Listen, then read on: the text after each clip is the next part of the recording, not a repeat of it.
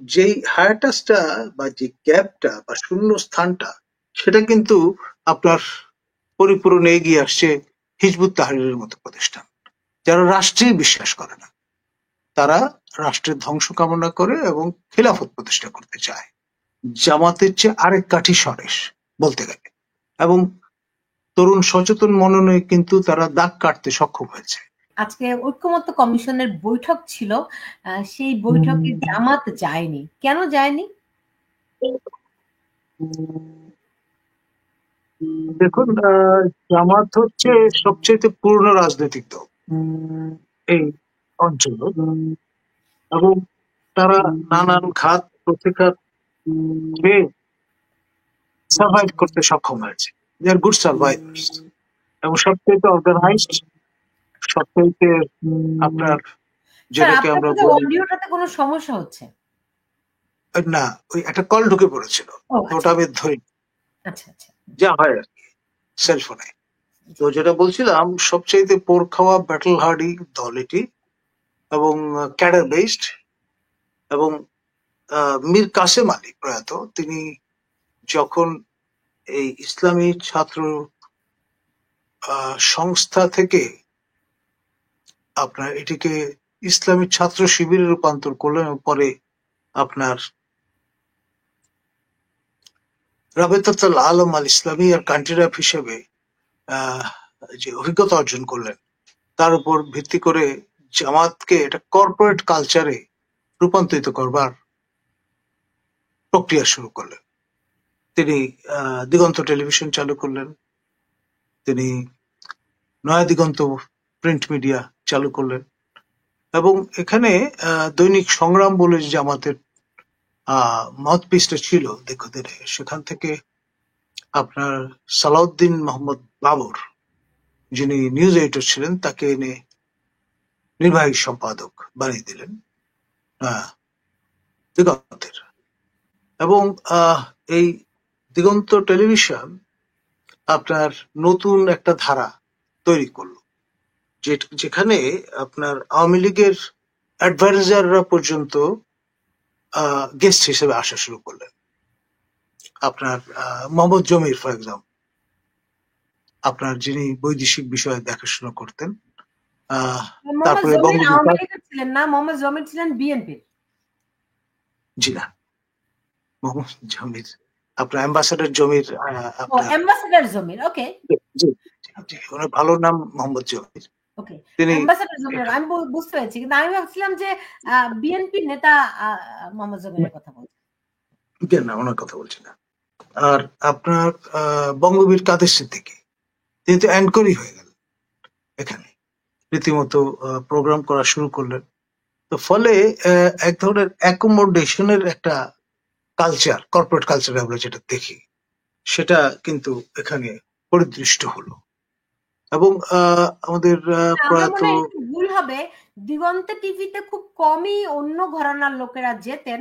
আপনি দুজনের নাম সঠিকই বলেছেন, কিন্তু তারা তো আওয়ামী লীগের সঙ্গে আর সরাসরি সম্পৃক্ত ছিলেন না। ধরেন আমি যেটা বলতে চাচ্ছি, মুক্তিযুদ্ধ করেছেন, মুক্তিযুদ্ধের সপক্ষে অবস্থান গ্রহণকারী ব্যক্তি দুজনের নাম বললাম আমি, আরো অনেকেই গিয়েছেন। তো ফলে না, আমাদের কিন্তু বিষয়টা বুঝবার চেষ্টা করতে হবে। মানে প্রিকনসিপ্ট কোনো নোশন নিয়ে যদি আমরা আগাই বিশ্লেষণে, তাহলে কিন্তু ভুল হয়ে যাবে। জামাতের এই যে অবস্থানটা, সেটা আপনার বুঝবার জন্য তাদের নেটওয়ার্কটা, তাদের নেটওয়ার্কিংটা, সেটা কিন্তু সমগ্র উপলব্ধি করতে হবে। তো তারা কর্পোরেট কালচারে অবগাহন করায় ট্র্যাডিশনালি সংগ্রাম যেভাবে পরিচালিত হতো, দৈনিক সংগ্রাম, সেই মাইন্ডসেট থেকে, সেই ঘেটটুক থেকে তারা বেরিয়ে আসলেন বৃহত্তর অঙ্গনে, এবং আপনার বেশ কয়েকশো আপনার তরুণ আইনজীবীকে পাঠিয়ে দিলেন লন্ডনে, পার্টির খরচায়, স্পন্সরশিপে। তারা দলে দলে আপনার বারেট ল করে ফেললেন। তারাই কিন্তু এখন ম্যানিং করছেন অনেক জায়গা।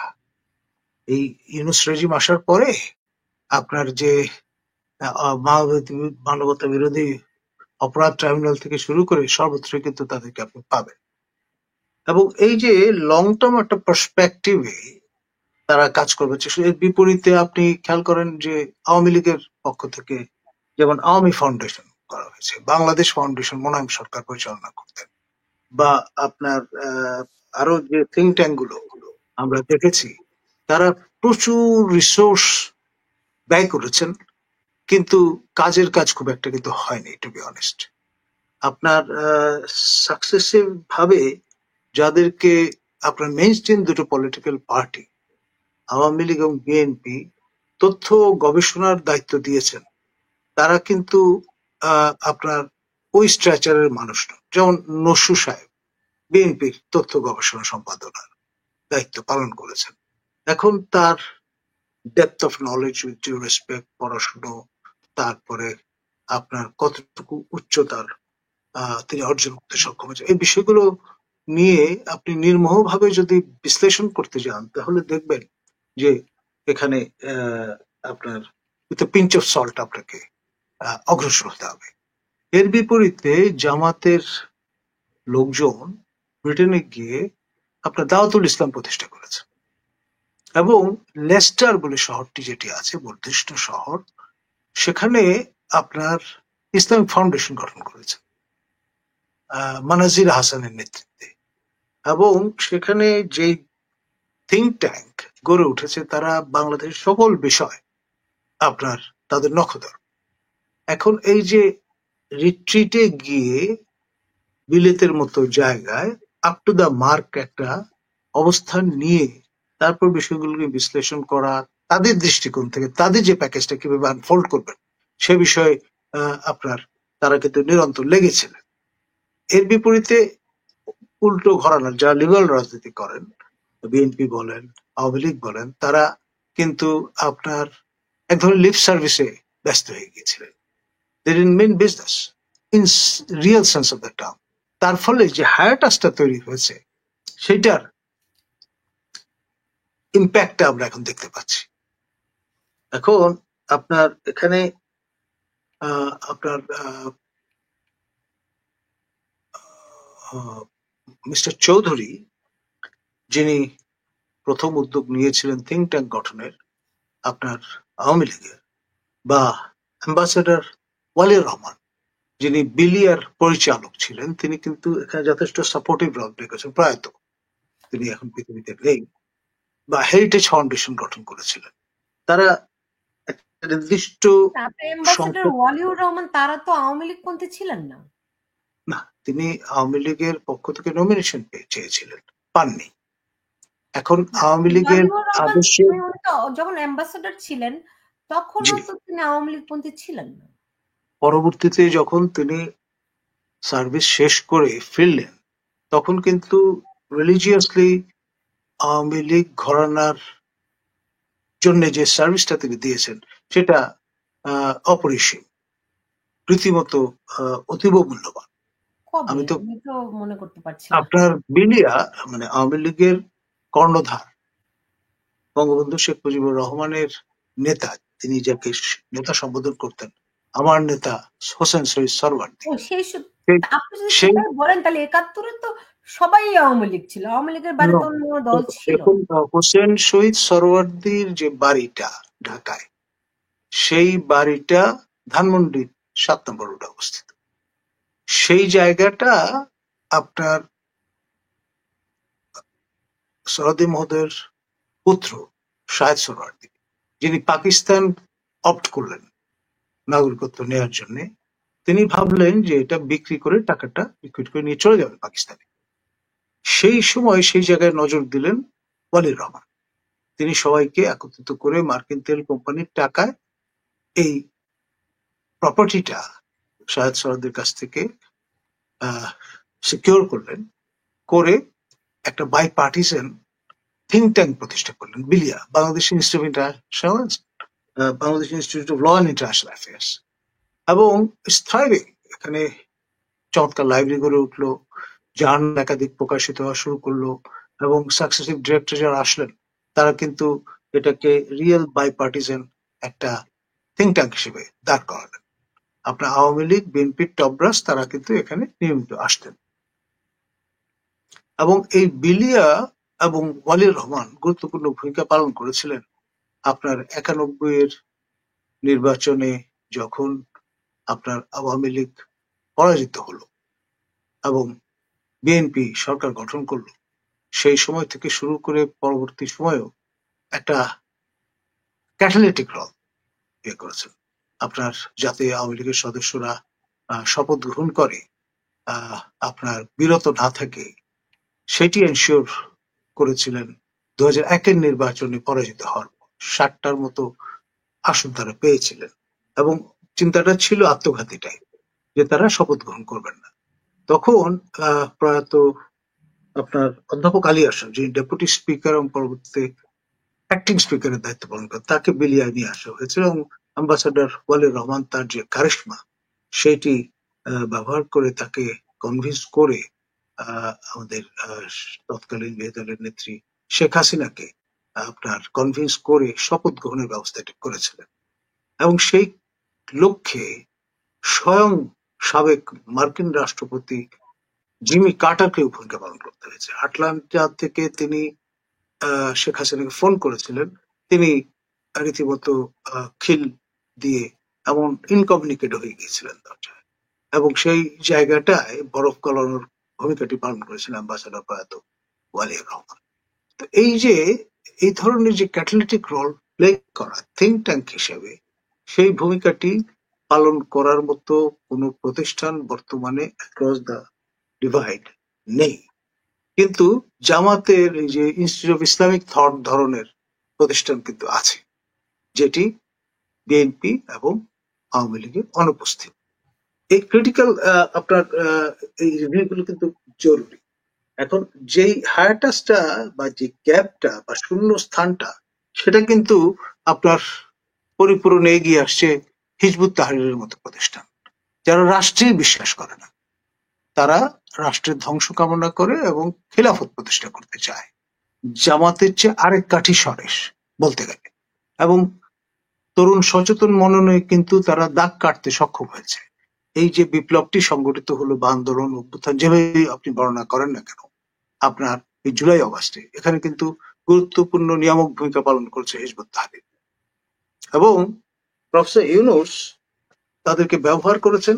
কিন্তু ঠিকই ক্ষমতায় আসার পরে তারা আবেদন করা সত্ত্বেও তাদের উপর যে ব্যানটা হাসিনা সরকার আরোপ করেছিল, সেটি কিন্তু লিফট করা হয়নি। জামাত এবং শিবিরের উপর যেই নিষেধাজ্ঞা আরোপ করা হয়েছিল একেবারে ফ্যাগ এন্ডে আপনার আওয়ামী লীগ শাসন আমলে, সেটি কিন্তু দ্রুততম সময়ের মধ্যে আপনার উঠে গেছে, এবং আপনার জামাত তার সিম্বল ফিরে পাওয়ার একটা প্রক্রিয়া করেছে। দাঁড়িপাল্লা আপনার নিবন্ধন যেটি স্থগিত হয়ে গিয়েছিল, কষ্ট হয়ে গেছিল, সেটি কিন্তু তারা এনশিওর করেছে। তো ফলে তারা কিন্তু থেমে নেই, টুকটুক করে তারা রিকভার করে ফেলেছে অনেকটা। তো এইরকম একটি অবস্থায় তাদের কাছে মনে হয়েছে যে ঐকমত্যের নামে কিছু চিন্তা উপর থেকে চাপিয়ে দেওয়ার যে চেষ্টা, সেটা তারা যদি আপনার বয়কট করে, তাহলে তাদের লেজিটিমেসি আরো বাড়বে এবং তারা একটা এজ লাভ করবে, আলোচনায় আসবে। এবং এনসিপিও কিন্তু একই কায়দায় তারা কিন্তু বিরোধিতা করছে এই ঐকমত্য কমিশনের যে জবরদস্তি চেষ্টাটা, সেটি। এবং নূর, ভিপি নূরের যে দল, তারাও কিন্তু সব দুটি বিষয় ছাড়া অন্য কোনো বিষয় একমত হয়নি। এমনকি মাহমুদুর রহমান মান্না, তিনিও কিন্তু বিভিন্ন বিষয়ে দ্বিমত করেছেন। তো ফলে আলটিমেটলি যেটি যেদিকে গড়াচ্ছে পুরো ব্যাপারটা, দেখা যাবে যে বিএনপি যদি শেষ অব্দি সকল বিষয়ে একমত না হয়, তখন কিন্তু স্বাক্ষর যুক্ত করে এটাকে কোডিফাই করবার যে ইচ্ছা, সেটি কিন্তু ফলবতী হবে না। আর আপনার জুলাই সনদ ঘোষণা যাই বলেন না কেন, এটি যদি তারা করতে সক্ষম হন, তাহলে আপনার রাষ্ট্রের খোল নিচে সবই কিন্তু পাল্টে যাওয়ার কথা। কারণ সেটা হবে আপনার বর্তমানে যে সংশোধিত শাসনতন্ত্র বা সংবিধান আছে, সেইটির রিপ্লেসমেন্ট। তো ফলে আপনার এটা একটা সাংঘর্ষিক অবস্থায় নিয়ে গেছে আপনার স্ট্যাবলিশমেন্টকে আপনার এই প্রচেষ্টার সঙ্গে। এখন আমাদের সতীর্থ professor Ali Riaz, Illinois professor, তিনি বেসিক্যালি যে ট্রায়োটা এখানে আন্তর্জাতিক লবিং এর কাজ করেছে, অ্যাম্বাসাডার মাইলাম, সাবেক মার্কিন রাষ্ট্রদূত, এবং জন ডেলেনভিস, যিনি deputy head of the mission ছিলেন, 3 বার পোস্টেড ছিলেন ঢাকায়, তারা তাদের যে ফ্রিডম ফাউন্ডেশন আছে, তারা কিন্তু আন্তর্জাতিকভাবে এবং নর্থ আটলান্টিক রিজিয়নে কনসিস্টেন্টলি এবং পারসিস্টেন্টলি তারা কিন্তু ক্যাম্পেইন করেছে আপনার শেখ হাসিনা সরকার বিতরণ করবার নিরিখে। এবং তাদের এই যে ফোকাসড, পারসিস্টেন্ট, কনসিস্টেন্ট আপনার লেগে থাকাটা, সেটা কিন্তু ডিভিডেন্ড প্রদান করেছে। আর বেনিফিশিয়ারি কে হলেন? প্রফেসর ইউনূস। তিনি আস্তে ধীরে একটা ছোট্ট মাইনর অপারেশন সেরে প্যারিস থেকে আসতে দেরি করলেন, এবং এই যে 5 তারিখের জায়গায় 8 তারিখে শপথ গ্রহণ করার কারণে কতগুলো অমূল্য প্রাণ ঝরে গেল, এবং পরে সেটাকে ধামাচাপা দেওয়ার ব্যবস্থা করা হলো ইন্ডেমনিটি প্রদান করে। এবং খেয়াল করে দেখেন 75-এর অগাস্টের বিয়োগান্তক যে ঘটনা, সেইটিকেও প্রয়াত রাষ্ট্রপতি খন্দকার মোশতাক আহমদ ইমনিটি প্রদান করেছিলেন। সেই ইন্ডেমনিটি কিন্তু আলটিমেটলি ধোপে টেকেনি। এই ইন্ডেমনিটি যে আলটিমেটলি কতদিন আপনার ধোপে টিকবে, সেটা নিয়ে হইতে পিঞ্চ অফ সল্ট কথা বলা যায়। আসলে আপনার গণবিরোধী কোনো কালাকানুন, চিন্তা, কোডিফিকেশন, সেটা কালের বিচারে কখনো উত্তীর্ণ হয় না। এটাই রিয়ালিটি, এটাই পৃথিবীর ইতিহাস তাই বলে। এখন স্যার, ধরেন প্রথমে আপনাকে যে প্রশ্নটি করেছিলাম সেটার উত্তরে যা বললেন, তাতে কি এমনটি যে হিজবুতি যে অংশটি, তাদের সঙ্গে জামাতিদের একটা বিবাদ তৈরি হয়েছে? এটা বরাবরই ছিল, কারণ অফিসিয়ালি জামাত নিয়মতান্ত্রিক রাজনীতি করবার জন্য প্রতিজ্ঞাবদ্ধ, নিবন্ধন তাদের সেই রকম। কিন্তু হিজবুত নির্বাচনী ব্যবস্থায় বিশ্বাস করে না, নিবন্ধন তো দূরের কথা। আমি হিজবুতের যারা ফাউন্ডার বাংলাদেশে, প্রয়াত প্রফেসর গোলাম মাওলা আমাদের সহকর্মী, তিনি একসময় আওয়ামী লীগ করতেন এবং সিন্ডিকেট মেম্বার ছিলেন, নীল দলের টিকিটে নির্বাচিত হয়েছিলেন। তিনি মগজধরা হয়ে আসলেন ব্রিটেনে পড়াশোনা করতে গিয়ে, এবং এই ইসরায়েলের রাজধানী, যেটা তারা বলে eternal capital of Israel, Jerusalem থেকে কিন্তু হিজবুতের উৎপত্তি। সেখান থেকে এক্সপোর্টেড হয়েছে টু দ্য ইউনাইটেড কিংডম, এবং ইউনাইটেড কিংডম থেকে এক্সপোর্টেড হয়েছে টু বাংলাদেশ। এখন আইবিএ হচ্ছে আমাদের ফ্ল্যাগশিপ ইনস্টিটিউশন ঢাকা বিশ্ববিদ্যালয়। সে আইবিএ অ্যাসোসিয়েট প্রফেসর পর্যন্ত উন্নীত হয়েছিলেন মহিউদ্দিন, তিনি সেকেন্ড ইন কমান্ড ছিলেন আপনার হিজবুতের। তো এইভাবে হিজবুত আপনার ইন্টেলিজেন্সিয়া কে আকৃষ্ট করতে সক্ষম হয়, এবং আপনার ইয়াং পিপল যারা প্রাইভেট ইউনিভার্সিটি গুলোতে যথেষ্ট রকমের ইনরোড তারা তৈরি করতে সক্ষম হয়। আবার এই যে নর্থ সাউথ ইউনিভার্সিটির সেটির প্রভাইস চ্যান্সেলর পর্যন্ত দীক্ষিত হয়ে যান, এবং তারা মিলে এগুলোর কথা বলছেন। আপনি তো আপনাদের সেনাবাহিনীর দিকে তাকানো দরকার। পৃথিবীর যেসব জায়গাগুলোতে হিজবুত আমি আসছি সেখানটায়। আপনার হোলি আর্টিজেনের যে ঘটনাটি ঘটেছিল বেসিক্যালি হিজবুতের পরিকল্পনায়, এবং সেখানে নর্থ সাউথ ইউনিভার্সিটি গুরুত্বপূর্ণ পিভটাল রোল প্লে করেছে। এখন হিজবুতের স্টেটের অবজেক্টিভ হচ্ছে তারা সামরিক অভ্যুত্থানের মাধ্যমে ক্ষমতা দখল করতে চায়, সামরিক বাহিনীকে কাজে লাগিয়ে ক্ষমতায় আসতে চায়। তো সুতরাং এটি খুবই তাৎপর্যপূর্ণ বিষয়। এবং এখানে এই ধরুন 2009 আমার যদি মনে পড়ে, যে কু অ্যাটেম্পটা হয়েছিল, যেটি নস্যাৎ করে দেওয়া হয়, আপনার আমার খেয়াল আছে খুব উচ্চ কণ্ঠে তৎকালীন মাস্টার জেনারেল মাসুদ রাজা তিনি বলেছিলেন যে অভ্যুত্থান প্রচেষ্টা নস্যাৎ করে দেওয়া হয়েছে। এখন সেই অভ্যুত্থান প্রচেষ্টার বাই প্রোডাক্ট হচ্ছেন মেজর জিয়া, যিনি অ্যাবসকন্ডিং। কিছুদিন পর তার ভাষ্য পাওয়া যায় এবং তিনি ভীষণ রকমের লোনলি ক্রুসেডারে পরিণত হয়েছেন। তো এই যে আপনার দৃষ্টান্তগুলো তৈরি হয়েছে সেগুলো কিন্তু খুব আপনার লিবারাল ডেমোক্রেটিক এনভায়রনমেন্টের জন্য বড় আপনার থ্রেট হিসেবে বিবেচিত হচ্ছে ইন দ্য ওয়েস্টার্ন ওয়ার্ল্ড। এখন হিজবুত যেহেতু গণতন্ত্রে বিশ্বাস করে না, হিজবুত নির্বাচন ব্যবস্থায় বিশ্বাস করে না, হিজবুত রাষ্ট্র ক্ষমতা দখল করতে চায় বন্দুকের জোরে এবং সশস্ত্র বিপ্লবের মাধ্যমে, ফলে পুরো বল গেমটাই ডিফারেন্ট। এবং মজার ব্যাপার হচ্ছে প্রফেসর ইউনূস এবং তার যে রেজিম, তারা কিন্তু হিজবুতকেও কাজে লাগিয়েছেন। ক্ষমতাটাতে মসনদে বসে হুকুমতে ইউনূস শাহী চালু করেই তারা কিন্তু চুপটা উল্টে ফেলেছেন। সে কারণে আমরা দেখলাম হিজবুতের যিনি আপনার মিডিয়া কোঅর্ডিনেটর, তাকে সিটিটিসি আটক করে এই ইউনূস সরকার ক্ষমতা আসার পরে, এবং এখন পর্যন্ত টিল টু ডেট আমরা কিন্তু জানি না তার কপালে কি ঘটেছে। তিনি কি গুমের শিকার হলেন, না নব্য আপনার যে কায়দা নকশা যেটি মিস্টার মুসোলিনিকেও লজ্জায় ফেলে দেবে, যিনি আপনার ফ্যাসিবাদের জনক ইত্যাদির সেই স্বৈর শাসক, নতুন কায়দায় এই যে ফ্যাসিবাদ বিপণনের যে চেষ্টা, সেটি নিয়ে কিন্তু হিজবুত যথেষ্ট পার্ট আউট। কিছুদিন পরপরই তারা বিবৃতি প্রদান করছে এবং দেয়াল গাত্রে তাদের পোস্টার সেটে দিচ্ছে সর্বত্র, সবার নাকের ডগায়, এবং আনএভেটেড ভাবে এটি চলছে।